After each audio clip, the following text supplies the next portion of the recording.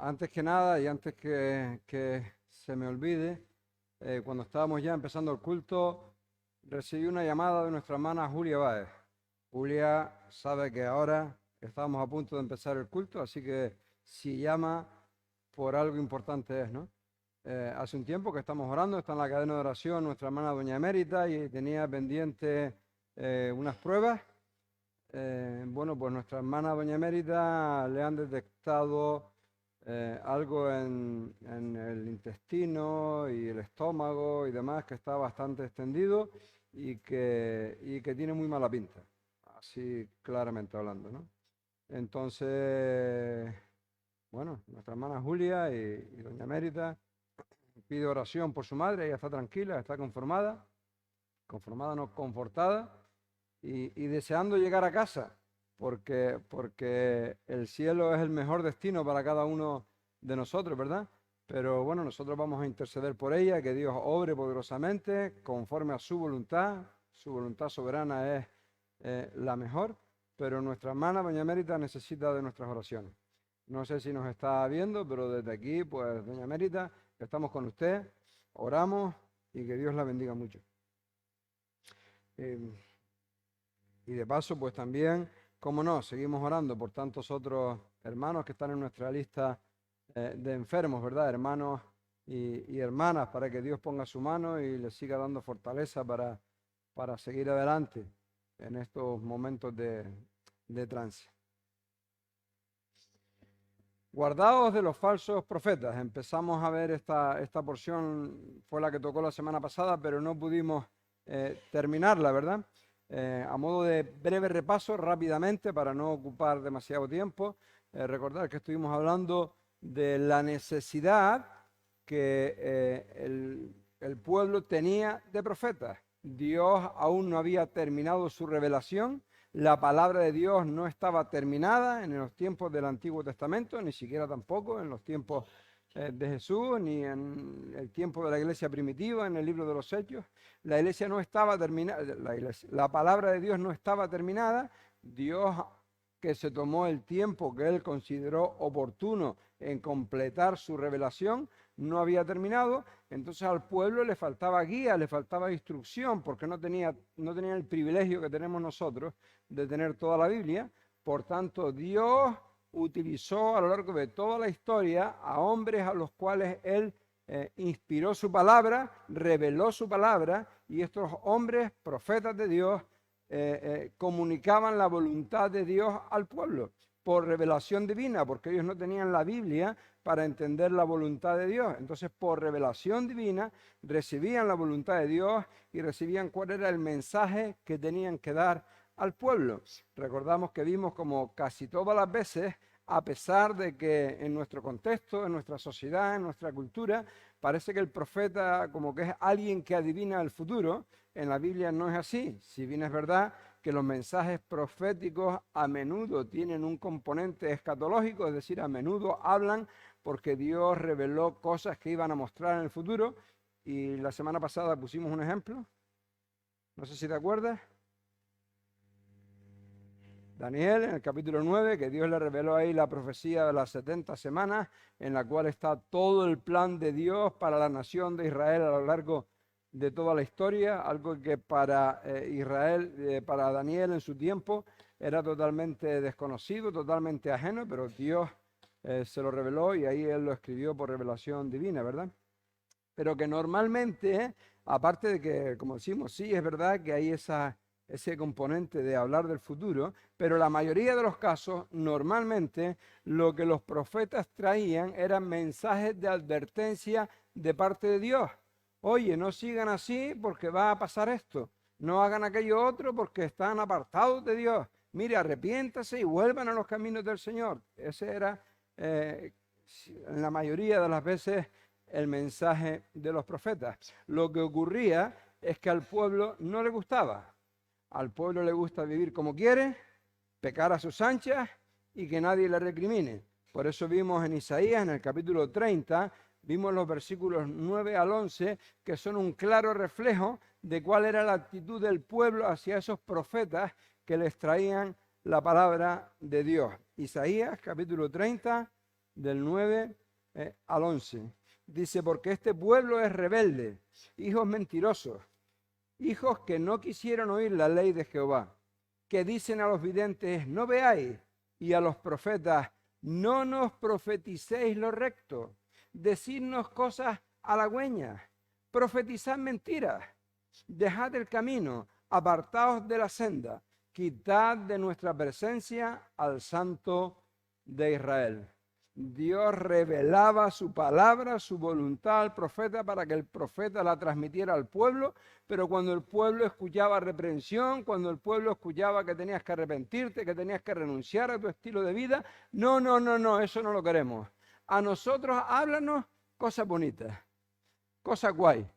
A mí dime que soy cabeza y no cola. A mí dime que estoy en la vida para triunfar. A mí dime que voy a ser próspero en todo lo que emprenda. A mí dime que la salud va a rebosar por todo si yo soy... eso es lo que la gente quería oír. Curiosamente, es lo que la gente hoy quiere oír también. Por eso las iglesias con este tipo de mensajes son iglesias que se llenan a rebosar, son iglesias con muchos seguidores, ¿verdad? Porque este es el mensaje que la gente quiere oír. Este es el mensaje que en muchos casos también la iglesia quiere oír, ¿verdad? No quiere escuchar otra cosa. Dijimos que hoy, Jesús aquí hablaba de los profetas porque Jesús estaba viviendo en la época de la ley, estaba viviendo en la época del Antiguo Testamento y la revelación no estaba terminada, privilegio que nosotros sí que tenemos hoy. Dice el libro de Hebreos, no vamos a buscarlo, pero dice que Dios, habiendo hablado muchas veces y de muchas maneras en otro tiempo a nuestros padres por los profetas, en estos postreros días nos ha hablado por el Hijo. Jesús trajo la revelación de Dios, Él explicó el plan de Dios y por eso nos dice segunda de Pedro, en el capítulo 1, versículos 19 al 21, este también lo vimos la semana pasada, Pedro puede afirmar con total autoridad que tú y yo, dice, tenemos también la palabra profética más segura, a la cual hacéis bien en estar atentos como a una antorcha que alumbra en lugar oscuro hasta que el día esclarezca y el lucero de la mañana salga en vuestros corazones. Entendiendo primero esto, que ninguna profecía de la Escritura es de interpretación privada, porque nunca la profecía fue traída por voluntad humana, sino que los santos hombres de Dios hablaron siendo inspirados por el Espíritu Santo.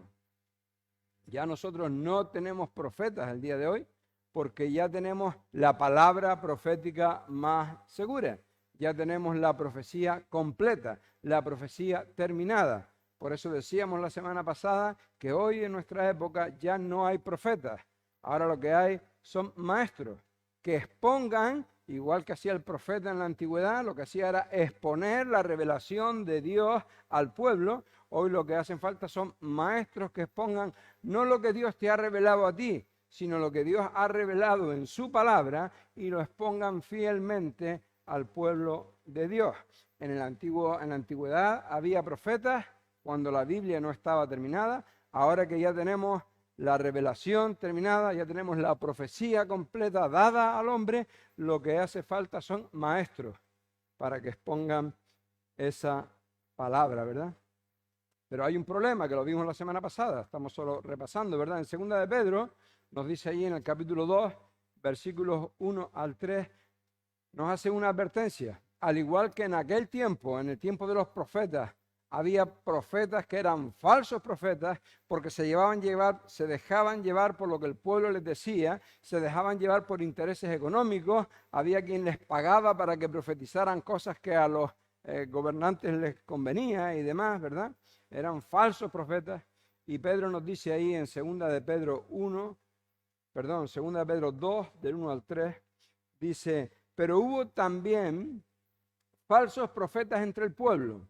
Eso es un hecho, porque la historia está ahí, solo tenemos que leer las páginas del Antiguo Testamento para darnos cuenta que hubo falsos profetas. Pero dice luego, como habrá entre vosotros, y estos somos nosotros ahora, como habrá entre vosotros, es a nosotros, O sea, entre nosotros habrá falsos maestros que introducirán encubiertamente herejías destructoras y aún negarán al Señor que los rescató, atrayendo sobre sí mismos destrucción repentina.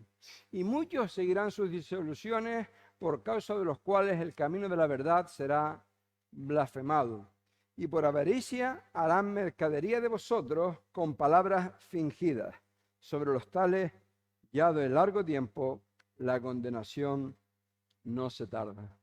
Pedro nos advierte que igual que había profetas que se corrompieron, que eran falsos, que profetizaban según sus propias conveniencias, según sus propios intereses, desviando así al pueblo de la verdadera voluntad de Dios.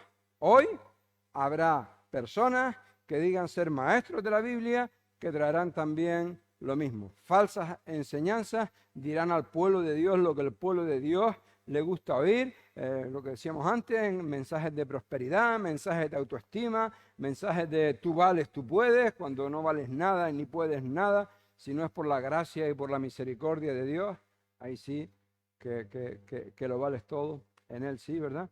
Pero volvemos a lo mismo, ¿verdad? Y incluso pues nos dice que introducirán herejías destructoras, distorsiones de la palabra de Dios para enseñar cosas que son contrarias totalmente a lo que Dios quiere para su pueblo.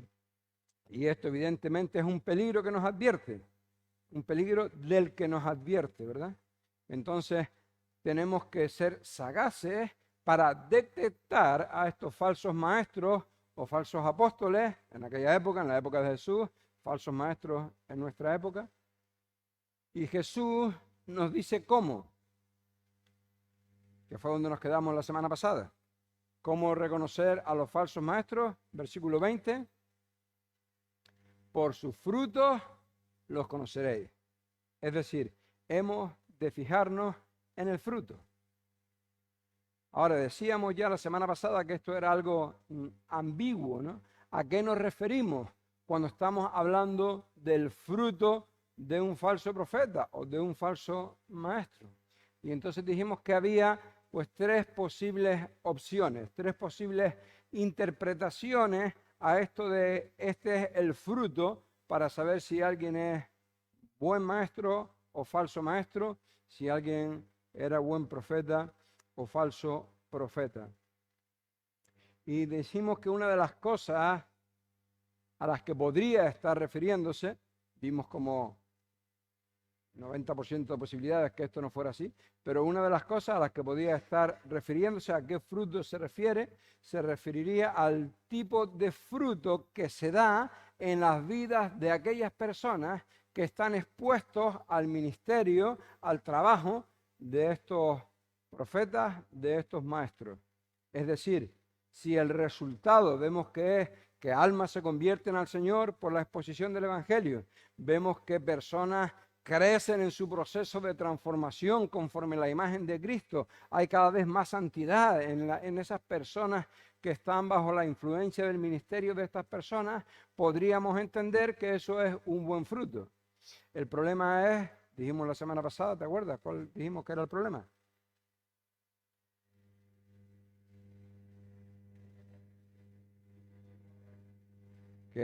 Bueno, la historia está llena e incluso también algunos ejemplos bíblicos de personas que han vivido vidas realmente fieles al Señor, pero sin embargo ellos no vieron el fruto, porque ese fruto no depende tanto del que expone la palabra, del que enseña la palabra, del que trae el mensaje de Dios, sino del que recibe la palabra.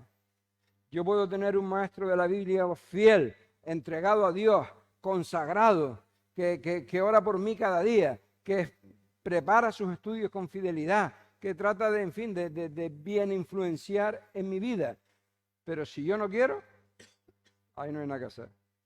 Si yo permito que la palabra de Dios entre por un oído y salga por el otro, sin que haga efecto en mi vida, sin yo tomar decisiones de cambio, de transformación, de quitar aquello que está mal en mi vida y de poner aquello que la palabra me demanda que debo tener y no tengo, entonces no funciona.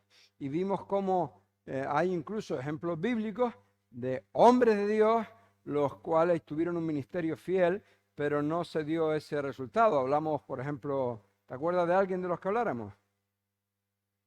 De Jeremías. Un hombre fiel en advertir al pueblo, tienen que arrepentirse porque si no te van a invadir, tienen que dar. Y sin embargo Jeremías sufrió muchísimo porque nadie hacía caso a su anuncio, a su mensaje. Jeremías no vio ese fruto de almas que se volvieran al Señor como fruto de la labor de su trabajo, ¿verdad?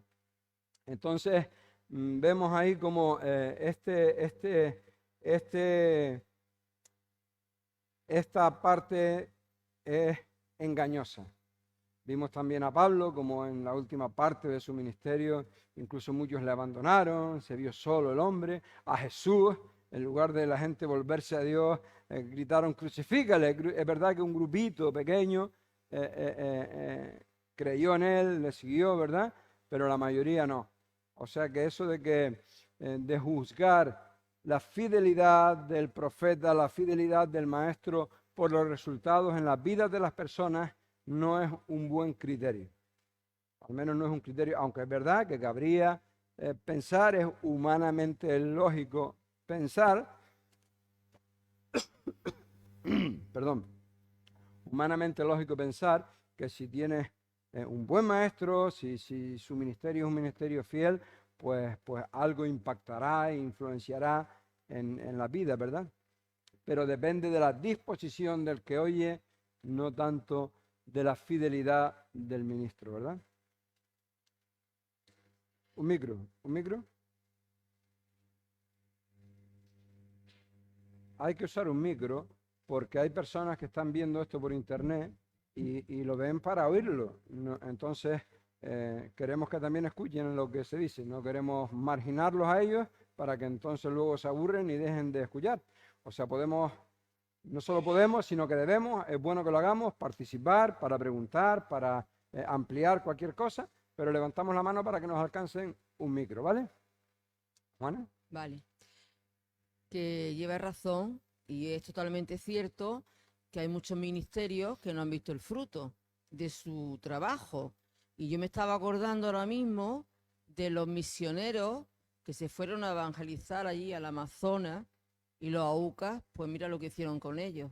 Mataron. Sin embargo, los frutos que vio en la esposa, que hasta un hijo de uno de los que mataron a los misioneros, pues después fue pastor de su pueblo, pastor de la iglesia, de este tema, de los aucas. No Sí. siempre el éxito es con iglesias de miles y miles y miles de miembros, no. Siempre no es así. Depende de las circunstancias.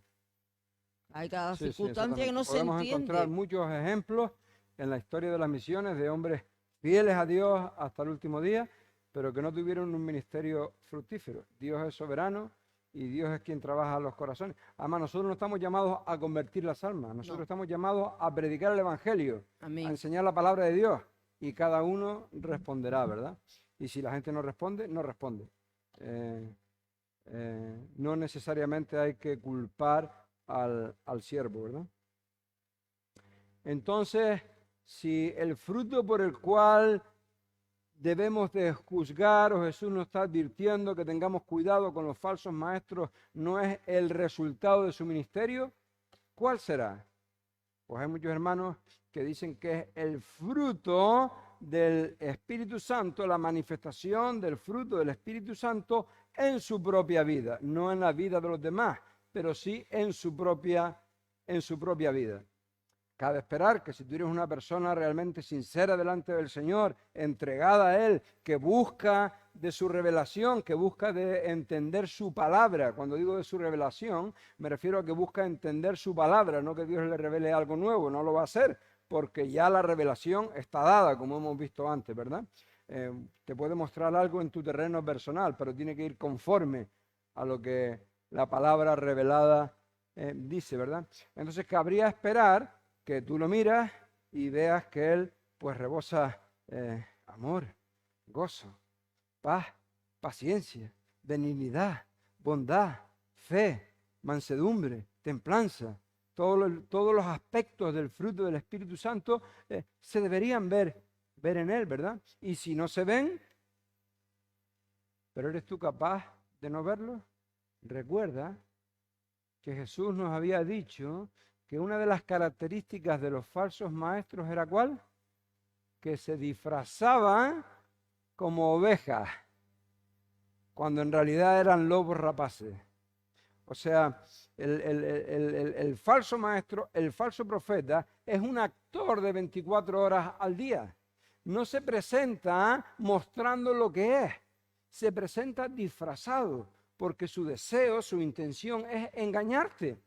Entonces él va a estar siempre disimulando, ¿de acuerdo? Que si hay alguien que lo conozca de una forma muy íntima, muy personal y tal, pues a lo mejor vea cosas que digan, contra, esto parece que no me concuerdan. Pero las personas que están en general bajo su influencia no lo perciben, porque él está disimulando, él está disfrazado, él está actuando y se merecerían un Oscar por sus actuaciones, este tipo de personas. Así que ellos tienen apariencia de personas buenas, de personas espirituales, de personas santas, ¿verdad? Que procuran impresionar a los demás con palabras, incluso con acciones poderosas. Acuérdate que un poquito más abajo, en el versículo 22, están estos personajes que habían servido a Dios, que habían hecho cosas grandes, incluso habían hecho ¿qué? Milagros. En tu nombre hicimos milagros. Pero ellos dicen que esos milagros eran en su nombre, en el nombre de Jesús. Pero Jesús no los conocía. Por tanto, el enemigo también puede dar poder para hacer cosas extraordinarias a los que son sus siervos, no siervos de Dios, a los que son sus siervos, ¿verdad? Así es que no podemos fijarnos o guiarnos por nuestra perspicacia o por nuestra sagacidad a la hora de analizar la vida de un falso maestro, de un falso profeta, porque créeme, es más listo que tú y que yo. Y sabe cómo hacerlo, ¿verdad? Entonces, concluimos que este tampoco es una buena forma para detectar, discernir quién es un falso maestro.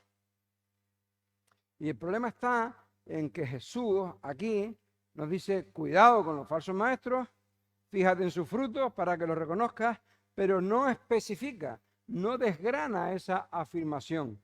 Por tanto, nos deja un poco, podríamos decir, no sé, en el aire, por lo menos aquí, en el texto de Mateo. ¿Y por qué digo por lo menos aquí en el texto de Mateo? Porque hay una tercera opción que yo entiendo, puedes diferir, puedes pensar que es la primera que hemos visto o que es la segunda, como Jesús aquí deja el campo pues tan abierto. Tenemos todo el derecho y la libertad cristiana de pensar diferente en algún tema, pero yo creo que por el contexto, lo que vamos a ver ahora es lo que realmente ha de mostrarnos si alguien es un falso maestro o no, un falso profeta o no.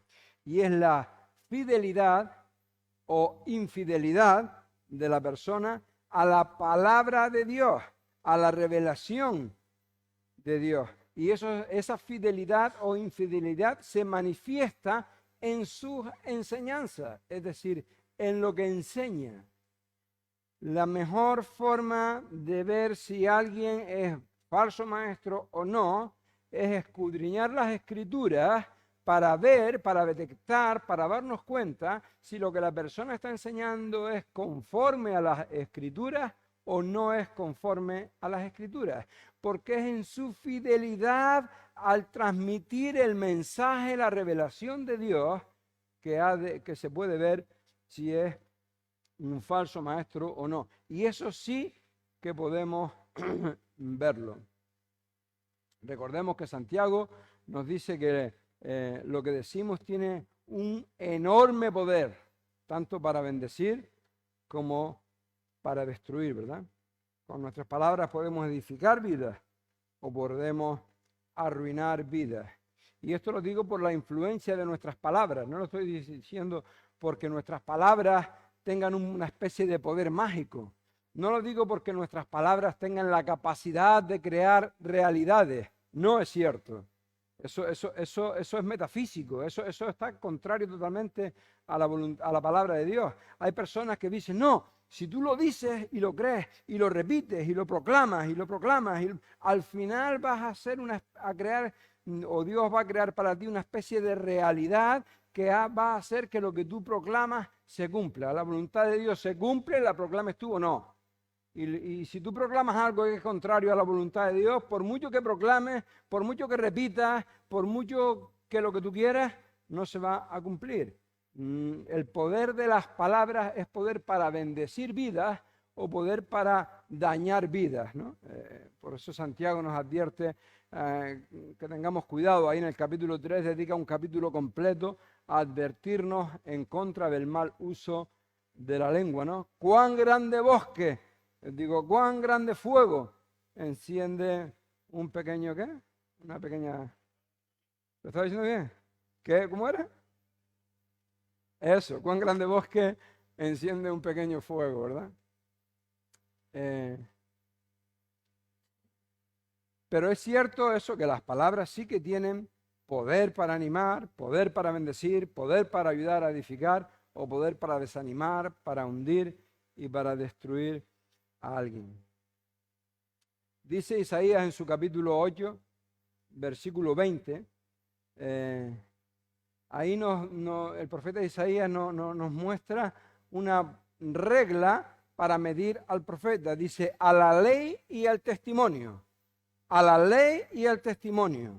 Si no dijeren conforme a esto, es porque no les ha amanecido. Si lo que el profeta habla, en los tiempos de Isaías, si lo que el maestro enseña en los tiempos de hoy es conforme a la ley de Dios, fantástico. Si no, es que no, ¿qué? ¿Y eso qué quiere decir? Que no han nacido de nuevo, que van rumbo al infierno, que no son ni creyentes. Por eso el ejemplo que vimos antes de apartaos de mí, hacedores de maldad. No me vengas con lo que has hecho, ni con lo que es, ni te conozco. Fuera, ¿verdad? El Sermón del Monte lo encontramos en Mateo, pero también lo encontramos en Lucas.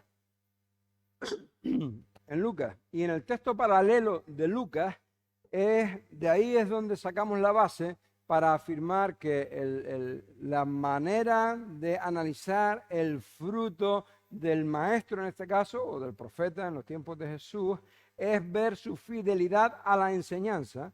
Lo sacamos del texto paralelo de Lucas, que está hablando de lo mismo, pero Lucas nos añade un detalle que es clave, que es importante. Lucas capítulo 6 nos dice en los versículos 44 y 45. Dice, porque no es buen árbol el que da malos frutos, ni árbol malo el que da buen fruto. Hasta aquí es fácil de entender, ¿no? Si da buen fruto, bueno. Si da mal fruto, es malo, ¿no? Dice, porque cada árbol se conoce por su fruto. Esto también lo entiendes, ¿no? El otro día decimos que si ves un árbol y no sabes de qué tipo es, pero lo ves cargado de melocotones, ¿tú qué deduces? Que es un melocotonero, ¿no? Muy bien. Porque cada árbol se conoce por su fruto. Pues no se cosechan higos de las espinas, ni de las zarzas se vendimian uvas. Versículo 45. El hombre bueno, del buen tesoro de su corazón, saca lo bueno. Y el hombre malo, del mal tesoro de su corazón, saca lo malo. Porque de la abundancia del corazón habla la boca. De lo que hay en tu corazón es que tu boca habla. Aquí vemos como el énfasis de Lucas nos aclara, nos muestra que en el tema del fruto Jesús lo está llevando al terreno de la fidelidad a la palabra de Dios. La fidelidad a la palabra de Dios. Alguien que está sumergido en la palabra, que está dando buen fruto y por tanto expresa lo que hay en su corazón. Y es esa palabra de Dios. Porque se trata de que lo que dice, lo que está profetizando, lo que está exponiendo, de que lo que está enseñando sea fiel a lo que Dios dijo o no. Si lo que está profetizando es fiel a lo que Dios dijo, bien. Si no, no. Por eso Si yo miro la vida de un falso maestro, me puede engañar. Si yo miro la realidad de su influencia sobre las demás personas, me puede engañar. Pero sí que puedo ser totalmente objetivo y capaz de discernir si lo que está diciendo es conforme a lo que la Biblia dice o no. Por tanto, sí que puedo detectar si es un falso maestro o no. Claro, lo puedo detectar si yo hago los deberes. Lo puedo detectar si yo soy de los que escudriñan las Escrituras tal como las Escrituras nos mandan a hacer. Si yo soy de los que tienen la Biblia en la guantera del coche para cuando vengo al culto, o la tengo en la estantería para tenerla a mano y que no se me pierda, porque como nunca la abro en mi casa, porque como nunca la leo, pues en la estantería la tengo a mano y no se me pierde para poder venir al culto. Y entonces mi vida espiritual consta de venir al culto y de que alguien me diga, de que alguien me dé hecho o masticado lo que yo tenga que oír, entonces nunca te vas a enterar cuando el que está aquí diga una aberración, por terrible que sea. Pero si tú y yo cumplimos nuestra responsabilidad y escudriñamos las Escrituras, poníamos el otro día un ejemplo de gente que escudriñaba las Escrituras, ¿no? Para ver si estas cosas eran así.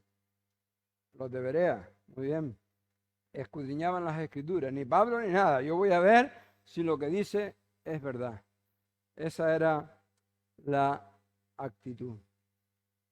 Lamentablemente, muchos expositores de la Biblia hoy pues tienen esto de exponer visiones de su propio corazón, hacer un énfasis falsamente positivo, que como si estuvieran en una especie de cuento de hadas, que todo te va a ir bien, que todo va a ser maravilloso, que todo, claro que todo es maravilloso, pero también sufrimos en este mundo. Es maravilloso porque sabemos que al final, el final de nuestra historia ya está decidido, ya está escrito. Si somos hijos de Dios, si hemos nacido de nuevo, heredaremos el cielo con Jesús. Estaremos toda la eternidad en su presencia. Y entonces nuestro fin será victorioso. Pero mientras tanto eso llega, nos toca estar aquí, que es un mundo caído, que es un valle de lágrimas, que es el sitio donde Jesús dijo, en el mundo tendréis aflicción. Claro, Él venció, por eso nosotros tendremos la victoria con Él. Pero mientras estemos en el mundo, tendremos aflicción y la enfermedad nos va a llegar y vamos a estar deprimidos muchas veces. Y si nosotros no estamos deprimidos, estarán deprimidos seres queridos por los cuales también sufriremos y nos arruinaremos y nuestros negocios entrarán en inflación y en todo porque estamos en este mundo. No podemos vivir en una burbuja apartado y nos arruinaremos y algunos nos quitarán las casas y a otros no. El otro día hablaba con un hermano que se congrega en nuestra congregación. ¿Sabes qué hicieron en su país? Cogieron a su hija con 7 años y la violaron. Y cuando se hartaron de ella, la ahorcaron. Y imagínate cómo sufriría este hermano. Pero este hermano fue y pudo ver al violador y asesino de su hija. Y le dijo, que sepas que tienes que arrepentirte porque estás condenado al infierno, pero que sepas también que yo te perdono. En este mundo sufrimos. Eso del evangelio positivo, de que si eres hijo de Dios, a ti todo te va a ir bien, no sé qué, el aladino de la varita mágica, haciendo todo lo que tú quieres, prosperar. Eso es mentira, eso es un cuento, eso no te lo creas. En el mundo tendréis aflicción. Por eso mucho cuidado con esta gente que proclama, predica un evangelio, un cristianismo sin sufrimiento, un cristianismo solamente de gozo, de paz, de victoria. Porque es mentira. De hecho, el cristianismo comenzó con sufrimiento extremo. Jesús en la cruz del Calvario, dando hasta la última gota de su sangre, ¿verdad? Así que tengamos cuidado. De estas personas, de las personas que no son fieles al predicar el evangelio, de las personas que traen un mensaje humanista y humano para querer agradar el oído, de estos que son falsos maestros, nos advierte Jesús, de los tales, ¿a qué cosa? Apártate, apártate. Lamentablemente, el grosor del cristianismo en nuestro siglo XXI lo que hace es buscarlos. porque estos son los mensajes que me gustan. Mensajes que no me hablan de sacrificio, mensajes que no me hablan de arrepentimiento, mensajes que no me hablan de negación al yo, sino que me hablan solamente de cuentos de hadas y cosas bonitas. Por eso te voy a decir una cosa, y a lo mejor te parece mal. Los maestros de la Biblia que tú debes decidir dejar que sean los que influyen en tu vida, no son los de internet, que ni los conoces, ni te conocen, ni sabes nada de su vida. Tu predicador favorito tiene que ser Tristán, tiene que ser José Pérez, tiene que ser Pedro Morales, tiene que ser Richard, tienen que ser los que están aquí, que cuando se ponen delante de Dios, se ponen delante de Dios orando y orando por ti, diciendo, Señor, dame mensaje de edificación para mi hermanito. Y piensan en cada uno de los hermanos y piensan en la necesidad de la congregación. No sueltan palabras al aire para un mundo desconocido que ni les duele ni saben nada de ellos. Estoy hablando de los falsos maestros. ¿Vale? No estoy hablando de los maestros fieles que están en internet. Nosotros estamos en internet también, ¿no? Pero estoy hablando de nuestra actitud de cuidado, ¿verdad? ¿Por qué te crees que Dios te trajo aquí? ¿Sabes una cosa? Yo vivía en Tenoya cuando conocí al Señor. Dejé no sé cuántas iglesias atrás. Iglesias en Tamaraceite, en Las Palmas, yo no sé cuántas iglesias hay en Las Palmas. 50, 100. Pues todas esas las dejé atrás. En Telde, ¿cuántas iglesias hay? Todas esas las dejé atrás. No es que yo las dejara atrás, es que el Señor me trajo aquí. Aquí escuché el Evangelio. Aquí conocí al Señor. Por tanto, aquí es donde yo siempre quise ser edificado en la palabra. Por si no conoces mi historia, yo conocí al Señor a través del ministerio evangelístico de esta iglesia. Yo me convertí aquí, yo no vine de fuera a pastorear la iglesia. Yo aquí conocí al Señor, aquí fui salvado por Él. Y entre estas iglesias, aquí están todavía los que eran responsables en ese entonces. Juan Rodríguez, Bonifacio, Miguel en la casa, pero aquí están todavía los que eran responsables en esa época, las personas que me discipularon, que me formaron, que me ayudaron y que luego me dieron su bendición cuando salí a prepararme a otros lugares, ¿verdad? Si Dios te tiene aquí es porque este es tu sitio. Y si no quieres estar aquí, busca el sitio donde Dios te quiere. Pero mientras estés aquí, céntrate y deja que sea esta la iglesia que te edifica. Los expositores de aquí leen, explican y aplican el texto bíblico pensando en las necesidades de esta congregación específica y no de otras. Por ahí hay muchos falsos maestros de la Biblia, los cuales no son ni siquiera creyentes. Y lo digo por lo que estamos viendo del relato de Jesús.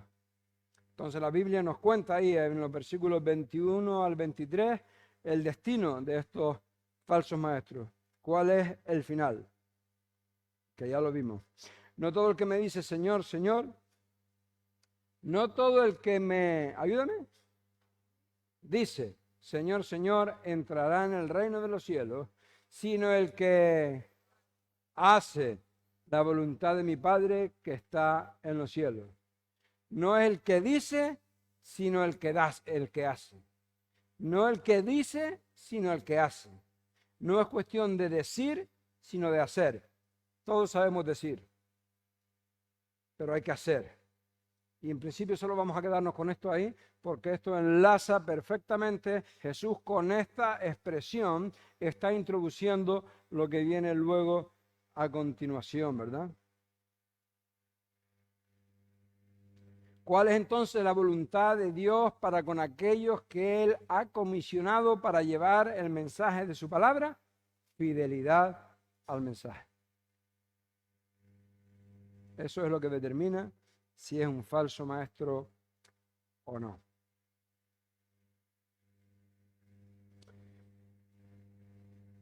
Versículo 24.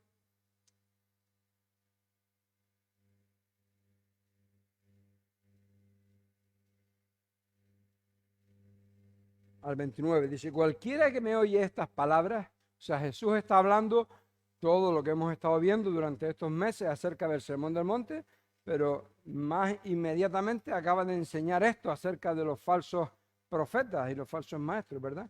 Cualquiera que me oye estas palabras, lo que Jesús ha dicho, lo que ha dicho concretamente en el Sermón del Monte, y la hace, enlázalo con aquello, cualquiera que oye esta palabra y las hace, le compararé a un hombre prudente que edificó su casa sobre la roca. Descendió lluvia y vinieron ríos y soplaron vientos y golpearon contra aquella casa y no cayó, porque estaba fundada sobre la roca. Pero cualquiera que me oye estas palabras y no las hace, le compararé a un hombre insensato que edificó su casa sobre la arena, y descendió lluvia, y vinieron ríos, y soplaron vientos, y dieron con ímpetu contra aquella casa, y cayó, y fue grande su ruina. Y cuando terminó Jesús estas palabras, la gente se admiraba de su doctrina, porque les enseñaba como quien tiene autoridad y no como los escribas. A estas alturas del mensaje, nuestro Señor ya está terminando este Sermón del Monte y está llevando a una reflexión a su audiencia que los ayude a tomar una decisión radical. Y lo mismo está haciendo aquí con nosotros. Él quiere llevar a la gente a tomar una decisión. Por eso vemos esos contrastes en el versículo 21 acerca de los dichos y de los hechos, ¿verdad? Dichos y hechos. No importa lo aparentemente espectacular de lo que hagas, como en el caso de los falsos profetas, aquellos que habían hecho hasta milagros, sino lo que importa es que estés obedeciendo, poniendo en práctica la palabra de Dios en tu vida. En el libro de Hechos encontramos en el capítulo 8, a partir del versículo 9 hasta el 13, algo precioso. Dice: así que había gran gozo en aquella ciudad, pero había un hombre llamado Simón, que antes ejercía la magia en aquella ciudad y había engañado a la gente de Samaria, haciéndose pasar por algún grande. A este oían atentamente todos, desde el más pequeño hasta el más grande, diciendo: este es el gran poder de Dios. Y le estaban atentos, porque con sus artes mágicas les había engañado mucho tiempo. Pero cuando creyeron a Felipe, que anunciaba el evangelio del reino de Dios y el nombre de Jesucristo, se bautizaban hombres y mujeres. También creyó Simón mismo, y habiéndose bautizado, estaba siempre con Felipe. Y viendo las señales y grandes milagros que se hacían, estaba atónito. Alguien que engañaba al pueblo, pero vemos como después escuchó el mensaje y nos dice que él mismo se entregó al Señor, fue bautizado, ¿verdad? Y el Señor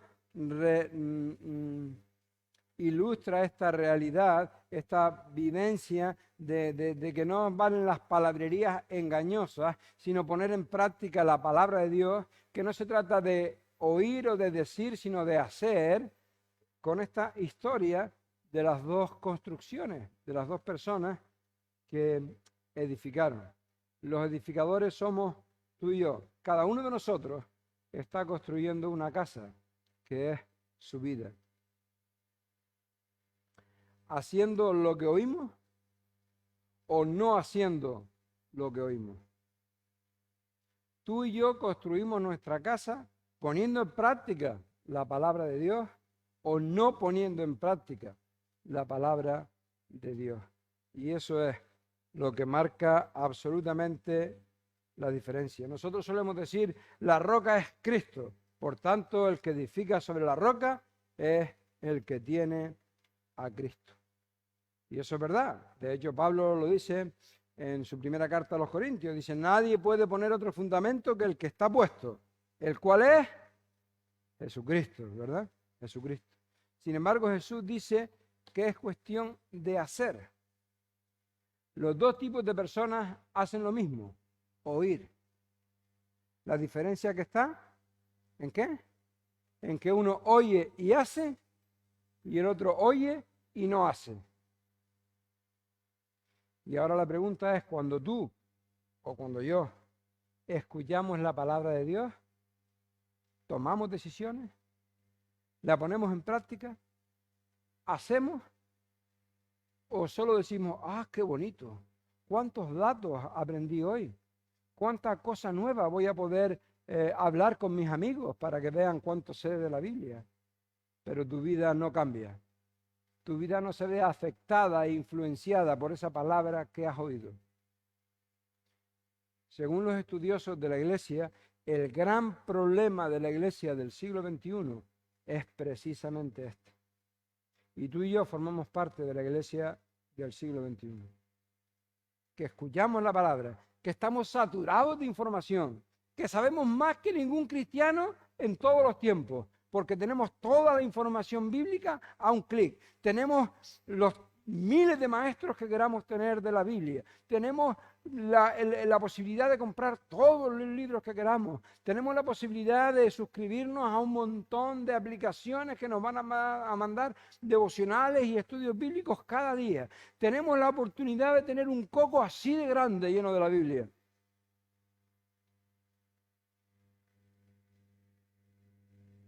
Pero no lo vivimos. Y eso trae como consecuencia una iglesia débil, una iglesia light, una iglesia triste, una iglesia vapuleada muchas veces por el enemigo. Porque la iglesia de Cristo oye, pero no hace. Dios nos ayude a ser hacedores de la palabra. Bueno, terminamos con esto del capítulo 7. Bueno, nos queda un versículo en el cual nos dice que la gente se admiraba de lo que Jesús enseñaba. Por supuesto, no podía ser de otra manera, ¿no? Él enseñaba con autoridad. Los escribas, los fariseos, los maestros de la época estaban acostumbrados a enseñar conforme lo que otros decían, ¿no? En cambio Jesús traía la palabra de Dios, porque Él era Dios mismo, hecho carne, ¿verdad? Y Él maravillaba a la gente. Que Dios nos ayude a que tú y yo también estemos maravillados de Jesús y pongamos por obra su palabra, porque esa será la clave para nuestra vida cristiana victoriosa y la clave para que el fruto del Espíritu Santo sea manifiesto y evidente en nuestra vida. Que Él nos ayude.